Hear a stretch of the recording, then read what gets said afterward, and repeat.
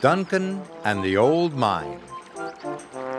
It was summer on the island of Sodor. Duncan loved this time of year. Today he was especially excited. He was going to take a party of vacationers to see Culdee Caves. But Mr. Percival, the narrow-gauge controller, had some bad news. The machines at the main coaling plant have broken down. Sir Topham Hatt needs coal until they are mended. Mr. Percival told Duncan and Rusty to bring coal down from the mine in the hills.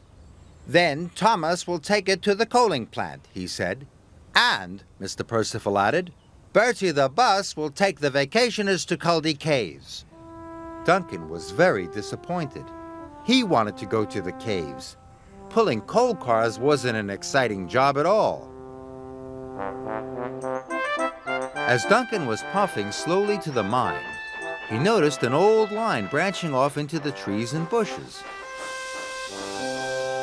That looks like a good place for an adventure, said Duncan excitedly. I wonder what's down there. Duncan pushed his way through the barrier. Rusty was coming down the hill with freight cars full of coal. He stopped when he saw Duncan. Look what you've done, Duncan, he hooted. Why did you break through the barrier? I wanted an adventure, Duncan wished quietly.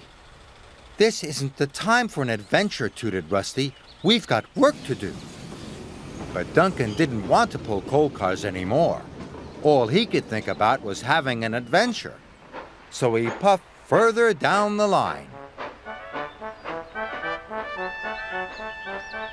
Duncan clattered along the old line.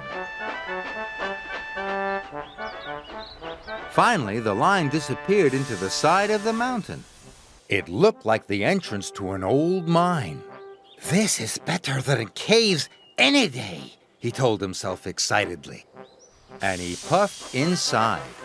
Duncan was too excited to think clearly. He puffed straight into a roof support. And suddenly the roof collapsed behind him. Duncan was trapped.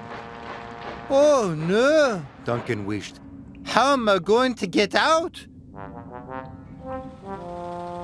Back at the transfer yards, Thomas was waiting. Where's Duncan? Thomas asked. I don't know, said Rusty. I'd better go and look for him. It was dark and lonely in the old mine. Duncan didn't like it at all.